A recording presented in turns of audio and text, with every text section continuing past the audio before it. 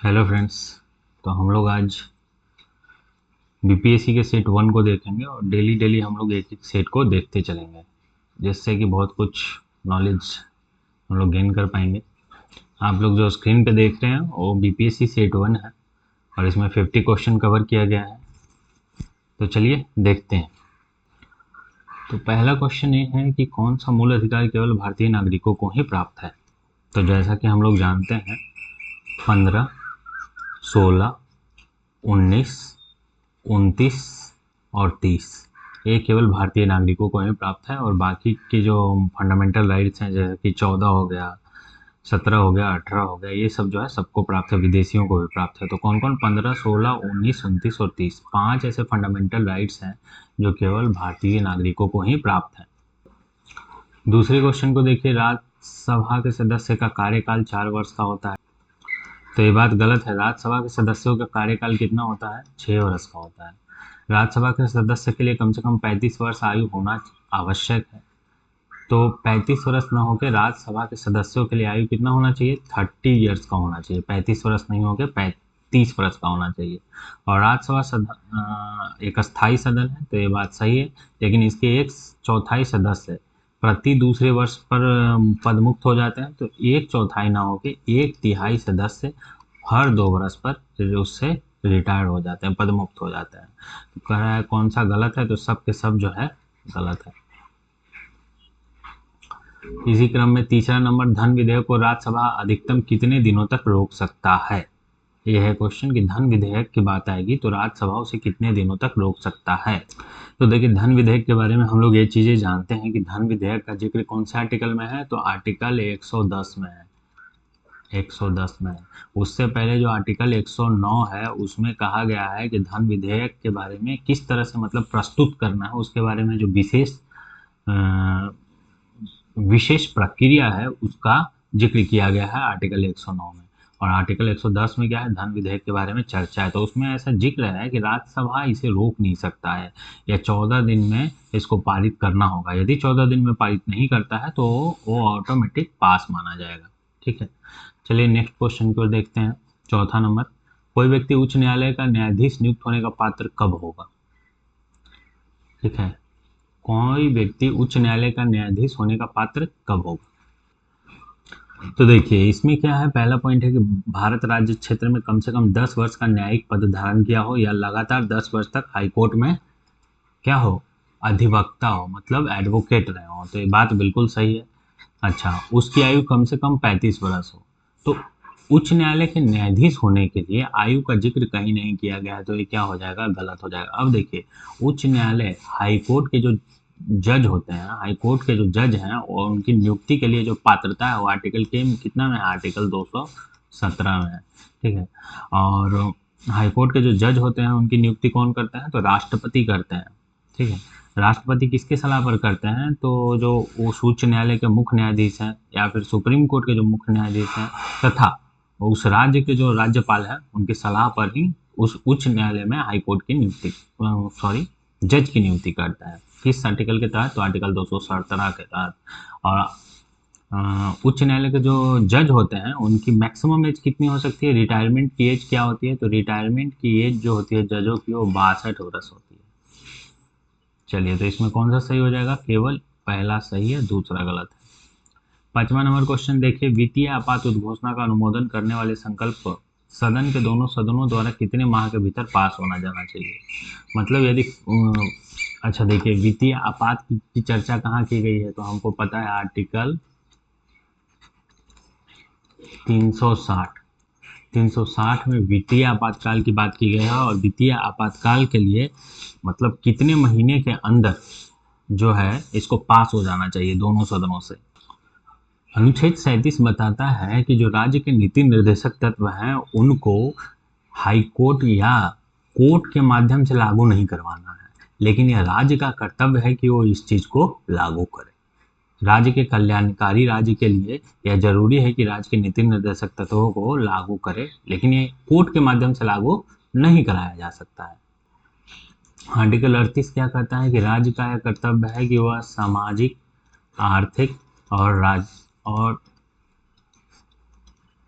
आर्थिक और जो क्या बोलते हैं, कल्याणकारी योजनाओं को बढ़ावा देगा, समाज में जो असमानताएं हैं असमानताओं को कम करेगा। तो ये आर्टिकल 38 में कहा गया है। आर्टिकल 39 क्या कहता है?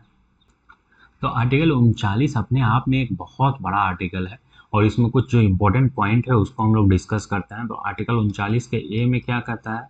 39 का जो ए है उसमें कहता है कि निःशुल्क और अनिवार्य कानूनी सहायता, निःशुल्क और अनिवार्य कानूनी सहायता।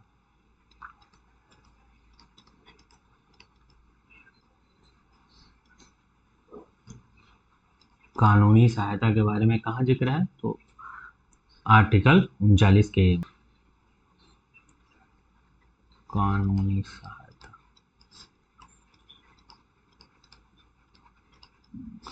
और 39 का डी क्या कहता है? तो आर्टिकल 39 के डी को भी याद रखना बहुत जरूरी है। इसमें क्या है? एक सामान्य कार्य के लिए सामान्य वेतन, सामान्य सामान्य कार्य हेतु सामान्य वेतन, वेतन। तो ये 39 के डी में है, इस चीज को याद रखना है। चलिए, तो अब 8वां नंबर क्वेश्चन को देखिए। चलैया समिति का गठन किस वर्ष किया गया था? तो चलैया समिति का गठन 1991 में किया गया था और ये टैक्स से रिलेटेड सुधार के लिए चलैया समिति का गठन किया गया था। चलिए 9वां नंबर क्वेश्चन देखिए। किस क्रांति का संबंध कॉफी उत्पादन या चमड़ा उत्पादन से है? तो कॉफी कैसा रहता है? भूरा रहता है ना? तो ये क्या हो जाएगा? भूरी क्रांति। भूरी क्रांति का संबंध कॉफी उत्पादन या चमड़ा उत्पादन से। अच्छा, ब्लैक रिवॉल्यूशन काली क्रांति का संबंध किससे है? तो ये एथेनॉल, पेट्रोलियम या एथेनॉल के उत्पादन से, एथेनॉल के उत्पादन से। और एथेनॉल अब किस में मिलाया जाता है? पेट्रोलियम में मिलाया जाता है और 2025 तक एथेनॉल कितना परसेंट मिलाए जाने के लिए लक्ष्य रखा गया था? तो 20% पेट्रोलियम में एथेनॉल मिलाए जाने का लक्ष्य रखा गया था। और एथेनॉल क्यों पेट्रोलियम में मिलाया जाएगा? क्योंकि एथेनॉल मिलाने से जो ग्रीन हाउस गैसेज हैं वो कमेगा। ठीक है, और 2030 तक के लक्ष्य कितना परसेंट है? 2030 तक एथेनॉल मिलाने का पेट्रोलियम में लक्ष्य 30% रखा गया है। चलिए, सी नंबर है धूसर क्रांति। तो धूसर क्रांति क्या होता है? धूसर क्या होता है? धूसर जो है उर्वरक रहता है ना? उर्वरक वगैरह कैसा रहता है? तो धूसर रहता है। तो उर्वरक का उत्पादन है धूसर क्रांति। और गोल्डन क्रांति तो जानते ही है, जूट से रिलेटेड है। गोल्डन क्रांति का संबंध जूट से। चलिए नेक्स्ट क्वेश्चन देखते हैं। एक धन जो आसानी से विदेश से आता है लेकिन आसानी से चला जाता है, इससे क्या कहते हैं? देखिए, इस चीज को ऐसे समझिए, इसको कहते हैं हॉट मनी। और हॉट मनी क्या होता है? विदेश से आया और विदेश में चला गया। सपोज करिए, जैसा कि लगातार हम देख रहे हैं, पैसा है, यहाँ रुपया है और यहाँ डॉलर है। ठीक है, डॉलर का वैल्यू लगातार बढ़े और रुपया का वैल्यू लगातार घटे, तो वैसी सिचुएशन में जो इन्वेस्टर होगा अपना बहुत सारा पैसा यहाँ डॉलर में लगा देगा। क्योंकि यदि ये यहाँ पे डॉलर में कुछ भी इन्वेस्ट करेगा तो डॉलर का तो वैल्यू बढ़ रहा है, और कुछ समय के बाद जब वो रुपया में इन्वेस्ट करेगा तो क्या होगा? इसको प्रॉफिट हो जाएगा। तो वैसे मनी, बड़े बड़े जो इन्वेस्टर्स हैं, बड़े बड़े जो व्यापारी हैं, वो क्या करते हैं? अपने पैसे को वहाँ रखते हैं जो जिसका वैल्यू बढ़ रहा है। वहाँ नहीं इन्वेस्ट करना चाहेंगे जहाँ जहाँ की वैल्यू करेंसी गिरती जा रही है ना? तो वैसे इस प्रकार जो पैसा इधर से उधर जा रहा है इसको हॉट मनी कहते हैं। ठीक है, सॉफ्ट मनी क्या हो गया? सॉफ्ट मनी को ऐसे समझिए कि जो पॉलिटिकल पार्टी वगैरह को जो आसानी से पैसा दिया जाता है, उसमें कोई लिमिट्स वगैरह नहीं होता है, उसको सॉफ्ट मनी कहते हैं। ठीक है, हार्ड मनी जो हमारे पास रहता है, हार्ड अर्न मनी के नाम से जाना जाता है। चलिए 11वां नंबर क्वेश्चन देखते हैं। गन्ने का उचित और पारिश्रमिक मूल्य, एफआरपी। ठीक है, इसको एफआरपी को कहते हैं कि remunerative price, fair and remunerative price. तो एफआरपी कौन लाता है? तो एफआरपी लाता है कृषि लागत और कीमतों के लिए आयोग, नहीं, आर्थिक मामलों पर जो कैबिनेट मंत्री है वो जो है एफआरपी को लाता है, फेयर एंड रिम्यूनरेटिव प्राइस। और ये किसके लिए आता है? गन्ने के लिए आता है ना? एमएसपी से अलग है। मिनिमम सपोर्ट प्राइस जो होता है उससे अलग है। एफआरपी क्या है? फेयर एंड रेम्युनरेटिव प्राइस है, हालांकि बहुत ही कम रहता है। अभी बताइए 1 क्विंटल गन्ने का दाम कितना चल रहा है? 1 क्विंटल गन्ने का एफआरपी पता है कितना है? ओनली 355 रुपये। चलिए नेक्स्ट क्वेश्चन। असहयोग आंदोलन में कौन सा कार्यक्रम शामिल नहीं था? तो सरकारी पदों का। अच्छा, असहयोग आंदोलन कब हुआ था? तो ये याद रखना है, गांधी जी ने 1 अगस्त 1920 ईस्वी को असहयोग आंदोलन की शुरुआत की थी, ठीक है। और असहयोग आंदोलन जालियांवाला बाग हत्याकांड के खिलाफ हुआ था। तो इसमें क्या कहा था कि सरकारी पदों से त्याग कर दीजिए, ठीक है, विदेशी माल का बहिष्कार कीजिए, ठीक है, अदालतों का वकीलों द्वारा बहिष्कार किया जाए, ये भी ठीक है, और सरकारी वाहनों से यात्रा करना पर पाबंद लगा दिया जाए, तो ये बात गलत है। तो देखिए, अदालतों के वकीलों द्वारा बहिष्कार, इस चीज़ को तो आप लोग सब हम लोग जानते ही हैं कि राजेंद्र प्रसाद जो थे वो अपना वकालत छोड़ दिए थे, है ना, 1920 ईस्वी में गांधी जी के ही बोलने पे असहयोग आंदोलन में कूद पड़े थे और वकालत अपना छोड़ दिए थे। और दूसरा है डॉक्टर श्री कृष्ण सिंह।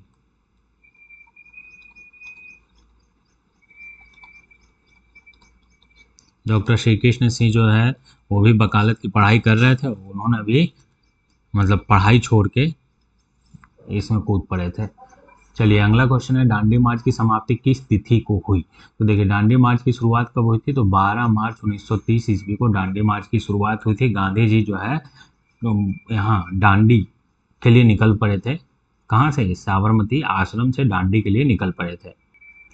और निकलते हुए इनके साथ कितने लोग थे? तो टोटल 78 लोग थे। 78 लोगों के साथ गांधी जी साबरमती आश्रम से निकल पड़े थे। और कब पहुंचे दांडी? तो दांडी 6 अप्रैल को पहुंचे, और 6 अप्रैल को पहुंच के उन्होंने नमक कानून का भंग किया।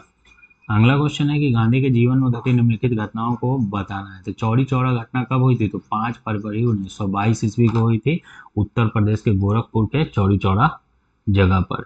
द्वितीय गोलमेज सम्मेलन सितंबर 1931 ईस्वी में हुई थी। पूना समझौता 24 सितंबर 1932 को। और भारत छोड़ो आंदोलन, तो देखिए द्वितीय गोलमेज सम्मेलन भी 7 सितंबर 1931 को हुई थी, जिसमें गांधी जी शामिल हुए थे, और शामिल होने के बाद लौट आए थे, बोले थे कि मैंने भारत की अस्मिता को बचा लिया, क्योंकि वहाँ जो रैमजे मैकडोनाल्ड था वो सांप्रदायिक निर्वाचन करवाने की बात कर रहा था, और जिसकी मांग अंबेडकर जी सांप्रदायिक पंचायत के नाम से करते थे। पूना समझौता हुआ था गांधी जी और अंबेडकर जी के बीच में, कब? 24 सितंबर 1932 ईस्वी को पूना के यरवदा जेल में हुआ था। और भारत छोड़ो आंदोलन कब हुआ था? तो देखिए याद रखिए, भारत छोड़ो आंदोलन को अगस्त क्रांति के नाम से भी जाना जाता है। तो ये 23 मार्च को न होकर 8 अगस्त को अनुमोदित हुआ था, और शुरुआत कब से हो गया था? 9 अगस्त 1942 से शुरुआत हो गया था। क्रिप्स मिशन के विरोध में ये चीज़ें हुई थी। चलिए 15 नंबर क्वेश्चन देखते हैं। आज़ाद हिंद फौज के साथ सुभाष चंद्र बोस ने सिंगापुर में स्वतंत्र भारत की अस्थाई सरकार का गठन किया था। कब किया था? तो याद रखना है, 21 अक्टूबर 1943 ईस्वी को सुभाष चंद्र बोस ने सिंगापुर में अस्थाई सरकार का गठन किया था। नेक्स्ट क्वेश्चन है, सती प्रथा का उन्मूलन किया गया। तो 1829 के जो नियम बनाया गया था, नियम 17 के तहत सती प्रथा का उन्मूलन किया गया। हाँ, 1829 के नियम 17 के तहत सती प्रथा का उन्मूलन किया गया था। चलिए 17 नंबर क्वेश्चन है, वहाबियों के विद्रोह को कुचलने का श्रेय किस गवर्नर जनरल को जाता है? वहाबियों के विद्रोह को कुचलने का श्रेय किसको जाता है? तो ये जो है लॉर्ड एलिगन प्रथम ने 1862-63 ईस्वी में 1862-63 ईस्वी में जो लॉर्ड एलिगन प्रथम है वो बहावियों के विद्रोह को दबाए थे। और उस समय लॉर्ड एलिगन प्रथम ही क्या थे? भारत के वायसराय थे।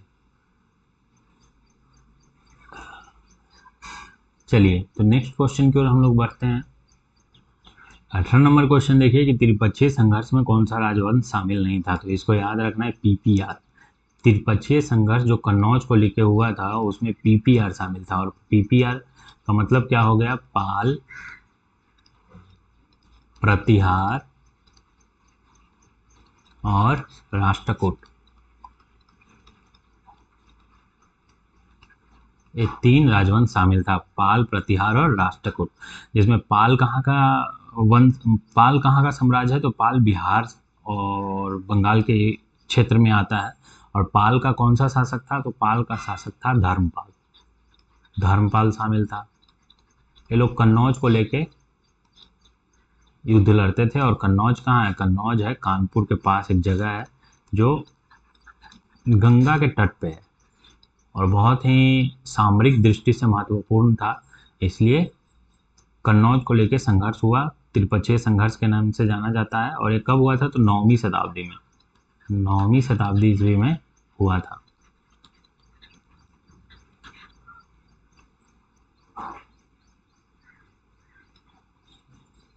नौवीं शताब्दी में हुआ ये, ठीक है।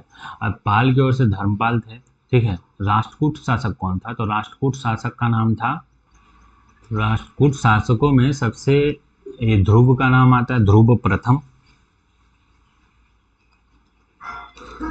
तथा एक और कौन थे, गोविंद द्वितीय, गोविंद द्वितीय, शायद गोविंद तृतीय थे, गोविंद तृतीय। राष्ट्रकूट शासक कौन थे, ध्रुव प्रथम और गोविंद तृतीय। और प्रतिहार शासक कौन था, प्रतिहार शासक था वत्सराज,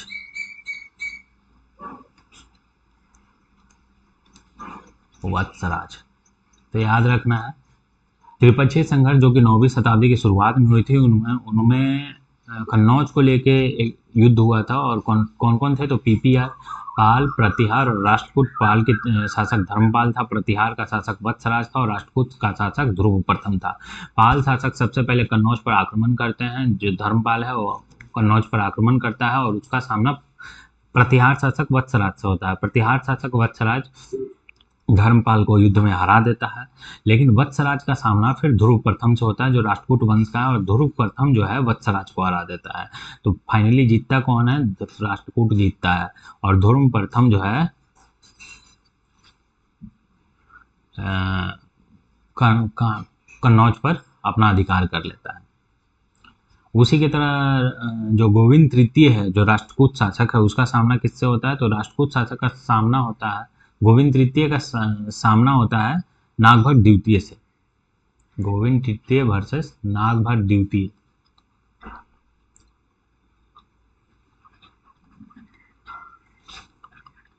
और ये नागभट्ट द्वितीय को हराता है। चलिए 19 नंबर क्वेश्चन देखते हैं। सिंधु घाटी सभ्यता के अंतर्गत शवों को दफनाने के अवशेष मिले, इसमें शवों के सिर किस दिशा में होते थे, तो उत्तर की ओर होते हैं शवों के सिर, ठीक है। किस बौद्ध संगति में बौद्ध धर्म को 2 संप्रदायों में विभाजन हो गया था, बौद्ध धर्म 2 संप्रदायों में, हीनयान और महायान में विभाजित हो गया था। तो ये सभी जानते हैं कि वो चौथी बौद्ध संगति थी जो कश्मीर के कुंडल वन में हुई थी कनिष्क के शासनकाल में। उसमें बौद्ध धर्म 2 संप्रदाय हीनयान और महायान में विभाजित हो गया था, ये तो हम लोग जानते ही हैं। और पहली बौद्ध संगति में क्या हुई थी, तो पहली बौद्ध संगति के बारे में याद रखना है कि इसमें सूत पिटक और विनय पिटक 2 पिटक बने थे। और ये कहाँ हुआ था प्रथम बौद्ध संगति, प्रथम बौद्ध संगति हुआ था राजगिरी में। और किसके शासन का था, तो अजात शत्रु उस समय शासक था, अजात शत्रु, ठीक है। और द्वितीय बौद्ध संगति कहाँ हुई थी, तो द्वितीय बौद्ध संगति हुई थी कालाशोक के समय में। कहाँ हुई थी,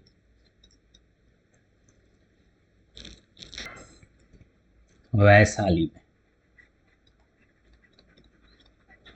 और तृतीय बौद्ध संगति कहाँ हुई थी, तो पटना में हुई थी। और इसमें खास बात क्या था कि अभिधम्म पिटक का संकलन हुआ था, अभिधम्म पिटक का संकलन हुआ था, अभिधम्म पिटक का संकलन हुआ था, अभिधम्म पिटक का संकलन हुआ था। तो ये सब चीज़ें याद रखना है। चलिए 21 नंबर क्वेश्चन देखते हैं। महावीर स्वामी को किस नदी के तट पर कैवल्य की प्राप्ति हुई थी, तो देखिए निरंजना कहेगा, तो निरंजना नदी का संबंध किससे है, निरंजना नदी का संबंध है बुध से, इसको फल्गु नदी भी कहते हैं। और यदि कहेगा ऋजुपालिका, तो ऋजुपालिका नदी का संबंध महावीर स्वामी से है, और इनको महावीर स्वामी को ऋजुपालिका के तट पर ज्ञान की प्राप्ति हुई थी। और ये जो ऋजुपालिका नदी है वो गंगा की सहायक नदी है। आजीविक संप्रदाय के संस्थापक कौन थे, तो हम लोग सब जानते हैं मखली गोसाल को आजीविक संप्रदायों का संस्थापक कहा जाता है। चलिए 23 नंबर, किस मुगल शासक के शासनकाल में स्थापत्य कला का स्वर्णिम काल कहा जाता है? तो स्थापत्य कला जो जिस मुगल शासक के शासनकाल में सबसे ज़्यादा फला फूला, ये ताजमहल बनाया, ये सब बनाया, है ना, स्थापत्य कला का अपना एक, तो शाहजहां है। शाहजहां के शासनकाल में स्थापत्य कला स्वर्णिम काल कहा जाता है। चलिए नेक्स्ट क्वेश्चन है, मुगल काल में मुहतसीब कौन थे? तो मुहतसीब थे जो आचरण अधिकारी थे, आचरण अधिकारी को मुहतसीब कहा जाता है। 25 नंबर क्वेश्चन देखिए, दीवाने अर्ज, दीवाने अर्ज कौन लेके आया था? दीवाने अर्ज एक सैन्य विभाग था जिसकी स्थापना कौन किया था? बलबन किया था, है ना, बलबन। वही बलबन जो रक्त और लौह की नीति लेके आता है, वही बलबन जो गुलाम वंश का एक शासक है। तो दीवाने अर्ज किस विभाग से संबंधित है? तो सैन्य विभाग से संबंधित है। बसावन एवं दसवंत किस शासक के दरबारी चित्रकार थे? तो ये अकबर के दरबार में चित्रकार थे। ठीक है, अगला क्वेश्चन है 27 नंबर की नरौरा, तो नरौरा उत्तर प्रदेश में है। नरौरा पावर प्लांट कहाँ है? तो उत्तर प्रदेश में। कूडन कुलन, कूडन कुलन कहाँ है? तो कूडन कुलन कर्नाटक में ना होकर तमिलनाडु में है।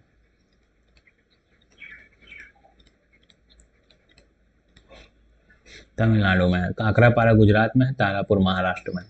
और तारापुर भारत का सबसे पुराना परमाणु विद्युत गृह है। और ये किसकी सहायता से बना है? तो इसमें अमेरिका ने मदद की थी। ये बना कब है? 1969 में बना है और इसमें अमेरिका ने मदद की थी। चलिए नेक्स्ट नंबर क्वेश्चन देखते हैं, 38वीं समानांतर रेखा किन दो देशों के मध्य स्थित है? तो देखिए, कोरिया को अलग करने वाला ये रेखा है 38वीं समानांतर रेखा। वियतनाम को अलग कौन करता है? तो वियतनाम को अलग करता है 17वीं समानांतर रेखा। 17वीं समानांतर रेखा जो है वियतनाम को अलग करती है। अमेरिका और कनाडा को कौन अलग करता है? तो अमेरिका और कनाडा को 49वां समानांतर रेखा, 49वां पैरेलल लाइन अलग करता है। तो 49वीं समानांतर रेखा अमेरिका और कनाडा को अलग करता है। उसी संबंध में है कि जर्मनी और फ्रांस को कौन सी लाइन अलग करता है? तो मैगिनॉट लाइन। मैगिनॉट लाइन जो है जर्मनी और फ्रांस को अलग करता है और ये कब बना था? तो 1930 में बना था। ठीक है, अगला क्वेश्चन देखिए, 29 नंबर, कौन सा एक अच्छे ईंधन का गुण नहीं है? तो ईंधन का ऊष्मीय मान उच्च होना चाहिए। बात तो सही है, अच्छा ऊष्मीय मान होगा तभी तो अच्छे से जलेगा, है ना। दूसरा है कि जलने पर ज़्यादा अवशिष्ट एवं हानिकारक गैस दे, तो ये गलत हो जाएगा, है ना, निगेटिव चीज़ बोल रहा है तो ये गलत हो जाएगा। तो इस तरह से 29 क्वेश्चन हो गया। अब 30वां क्वेश्चन की ओर देखते हैं। 30वां क्वेश्चन में देखिए, विटामिन बी 7, विटामिन बी 7 जिसको बायोटीन भी कहा जाता है। विटामिन बी 7 का अलग नाम क्या है? बायोटीन। तो बायोटीन से क्या होता है? बाल के झरना वरना कंट्रोल ज़्यादा हो जाता है। यदि कम होगा तो झड़ेगा, ज़्यादा अच्छा रहेगा तो बाल झड़ेगा नहीं। विटामिन बी 12 जिसको कोवालामाइन भी कहते हैं, कोबाल्ट ज़्यादा होता है ना, तो कोवालामाइन को कहा जाता है। और कोवालामाइन के कारण क्या होता है कि प्राणी अरक्तता होना, माने ब्लड की यदि कमी हो जाएगी, यदि कोवालामाइन कम है तो ब्लड की कमी हो जाएगी, एनीमिया भी जिसको कह सकते हैं। विटामिन ई से बांझपन कंट्रोल होता है ना, बांझपन इधर है, बांझपन होता है। और विटामिन के से रक्त के थक्का जमने में मदद करता है। तो इस तरह से हम लोगों ने मिला दिया। ठीक है, ए का कौन है? 3 है, ए का 3 है और बी का 1 है। ए का 3 और बी का 1, ये आंसर हो जाएगा। चलिए, अच्छा, विटामिन बी 7 को बायोटीन कहते हैं, बी 12 को कोबालामाइन कहते हैं, विटामिन ई को क्या कहते हैं? तो यदि ई की कमी हो जाएगी तो लोग टोकेगा, तो टोकोफेरेल कहते हैं, टोकोफेरॉल। और के को फिलोक्विनोन, फिलोक्विनोन कहते हैं। चलिए आगे देखते हैं, तारों के मध्य दूरी ज्ञात करने की इकाई क्या है? तो इसको गैलेक्टिक इकाई कहते हैं, है ना, गैलेक्टिक इकाई। तारों के मध्य की दूरी को ज्ञात करने के लिए गैलेक्टिक इकाई का यूज किया जाता है। आगे, कौन सा रोग पुरुषों की तुलना में महिलाओं में बहुत कम होता है? तो जो वर्णांधता है ना, वर्णांधता बिल्कुल ही नहीं दिखना, तो उसमें महिलाओं में कम होता है। 33 देखिए, हीमोग्लोबिन जो है आरबीसी के अंदर एक प्रोटीन है। ये तो है कि हीमोग्लोबिन आरबीसी के अंदर एक प्रोटीन है जो क्या करता है? तो ऑक्सीजन का वहन करता है, ऑक्सीजन ढोने का काम करता है। 34, किसी पदार्थ को एक अवस्था से दूसरी अवस्था में बिना तापमान में बदलाव किए वाली आवश्यक ऊष्मा को क्या कहते हैं? तो गुप्त ऊष्मा का डेफिनेशन ही यही है, इसको लेटेंट इंग्लिश में कहा जाता है, गुप्त ऊष्मा। तो लेटेंट हीट का मतलब ही होता है कि अवस्था में परिवर्तन के लिए। सपोज करिए एक बर्फ है और बर्फ को यदि पानी में बदलेगा तो उसके लिए जो एनर्जी लगेगी ना, उसके लिए जो ऊष्मा लगेगा उसको गुप्त ऊष्मा कहते हैं। जैसे हम लोग जानते हैं कि जो बर्फ होता है 1 ग्राम बर्फ का लेटेंट हीट कितना होता है, 80 कैलोरी होता है, 80 कैलोरी। इससे आप समझ सकते हैं, मतलब बर्फ का लेटेंट हीट पूछेगा, गुप्त ऊष्मा पूछेगा तो कितना हो जाएगा, 80 कैलोरी पर ग्राम। इसका मतलब क्या है, इसका मतलब है कि यदि 1 ग्राम बर्फ है तो उसको पानी में बदलने के लिए 80 कैलोरी ऊष्मा की आवश्यकता होगी। जबकि विशिष्ट ऊष्मा क्या है, किसी पदार्थ का 1 डिग्री सेल्सियस तापमान बढ़ने के लिए आवश्यक ऊष्मा की मात्रा को हम लोग विशिष्ट ऊष्मा कहते हैं। और संवहन विकिरण तो ऊष्मा के स्थानांतरण का एक मेथड है। विकिरण में क्या होता है, माध्यम की आवश्यकता नहीं होती। संवहन में क्या होता है कि माध्यम की आवश्यकता होती है। संवहन में गैस और द्रव्य, यह संवहन के माध्यम से होता है। और चालन के द्वारा किस में होता है, चालन के द्वारा होता है ठोस में। तो ये याद रखना है। चलिए नेक्स्ट है, निम्नलिखित कोशिकांगों में से किसमें न्यूक्लिक अम्ल नहीं पाया जाता है। तो न्यूक्लिक अम्ल एसिड किसमें नहीं पाया जाता है, ये एक अच्छा क्वेश्चन है।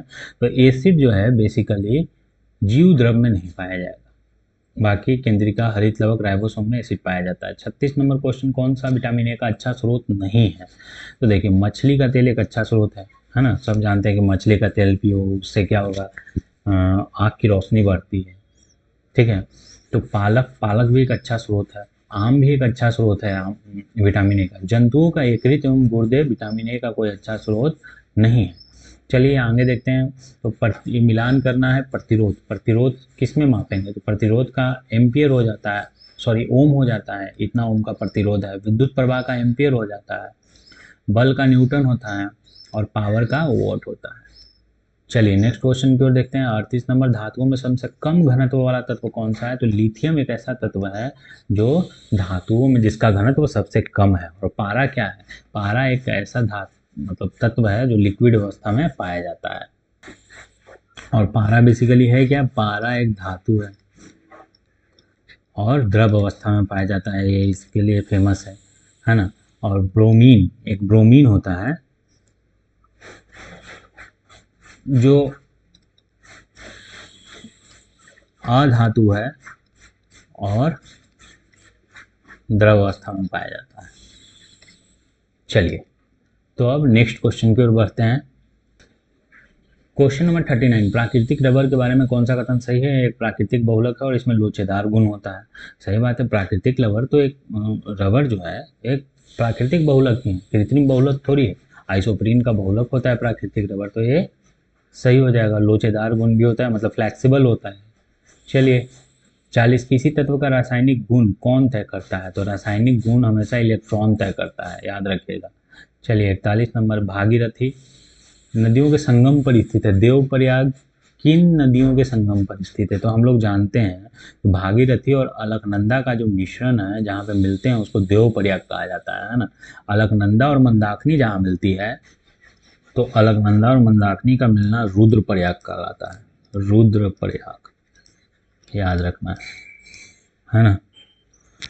चलिए आगे देखते हैं। 42 नंबर, किस राज्य से कर्क रेखा बीचों बीच से गुजरती है। मध्य प्रदेश मध्य में है इसलिए इसके बीचों बीच से गुजरेगी कर्क रेखा। कर्क रेखा 8 राज्यों से गुजरती है। कौन, क्या है फॉर्मूला इसका, मित्र पर गमाछा झार।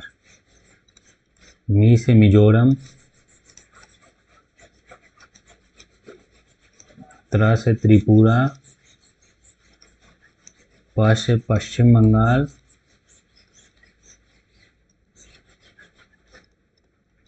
र से राजस्थान, ग से गुजरात, म से मध्य प्रदेश एमपी, छ से छत्तीसगढ़ और झ से झारखंड। ये 8 राज्यों से कर्क रेखा गुजरती है। 43 नंबर, कहाँ सर्वाधिक जैव विविधता पाया जाएगा।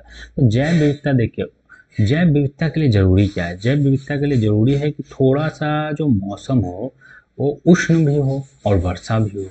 तो उष्णकटिबंधीय वर्षा वन में जैव विविधता सबसे ज़्यादा पाई जाती है। मैंग्रोव में तो दलदल होता है, तो दलदल में कितना जैव विविधता पाया जाएगा? घास के मैदान में सिर्फ वही जंतु रहेगा जो बिल्कुल खुला एरिया मतलब चाहता है, और टुंड्रा क्षेत्र में तो रहेगा नहीं ज़्यादा जैव विविधता। चलिए 44 नंबर देखिए, बांधवगढ़ राष्ट्रीय उद्यान कहाँ है? तो बांधवगढ़ राष्ट्रीय उद्यान, बिल्कुल बात सही है, मध्य प्रदेश में है। रोहिला राष्ट्रीय उद्यान कहाँ है? तो रोहिला राष्ट्रीय उद्यान जो है वो हिमाचल प्रदेश में है, तो ये गलत हो जाएगा। हिमाचल प्रदेश के कुल्लू क्षेत्र में पाया जाता है, कुल्लू जिले में, कुल्लू मनाली जो जाते हैं वहाँ है रोहिला राष्ट्रीय उद्यान। बांदीपुर कर्नाटक में है, सही है, और सिमलीपाल उड़ीसा में है। और सिमलीपाल राष्ट्रीय उद्यान जो ऑलिव कछुए होते हैं, ऑलिव रिडल कछुओं के लिए फेमस है। चलिए 45, कौन शीत महासागरीय जलधारा नहीं है? तो हमबोल्ट जो है इसमें बेंगुएला, लेब्राडोर और अगुलहास जो शीत महासागरीय जलधारा है ना, कौन सा ये सॉरी अगुलहास जो है शीत महासागरीय, अगुलहास जो है शीत महासागरीय जलधारा नहीं है। वेंगुएला, हमबोल्ट और लेब्राडोर है। 46 नंबर, किस नदी की को दक्षिण भारत का गंगा कहा जाता है? तो इसकी पवित्रता के कारण, इसकी यूज के कारण कावेरी को दक्षिण भारत का गंगा कहा जाता है।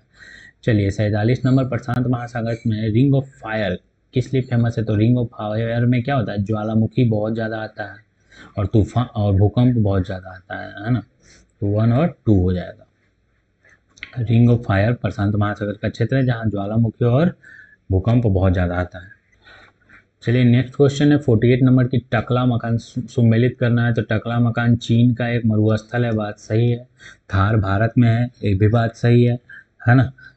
अटाकामा चिल्ली में है, ये भी बात सही है। और गिब्सन अफ्रीका में नहीं है। गिब्सन कहाँ है? ऑस्ट्रेलिया में है। अफ्रीका में ना होके ऑस्ट्रेलिया में है,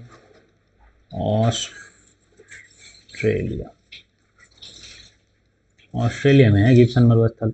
चलिए प्रतिरोधात्मक या घर्षणात्मक बेरोजगारी क्या होता है? तो ऐसी बेरोजगारी की सिचुएशन जिसमें नौकरी आदमी छोड़ दे रहा है, और नया रोजगार की तलाश में है, तो इस सिचुएशन में जो बेरोजगारी आती है उसको प्रतिरोधात्मक या घर्षणात्मक बेरोजगारी कहते हैं।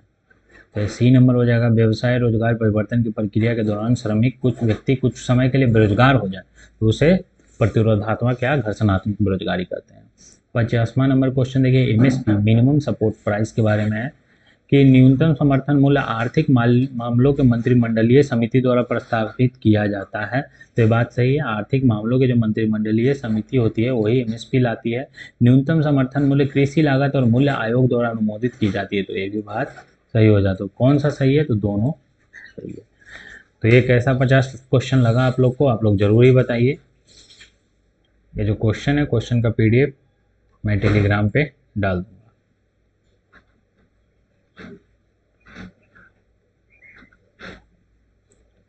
Thank you.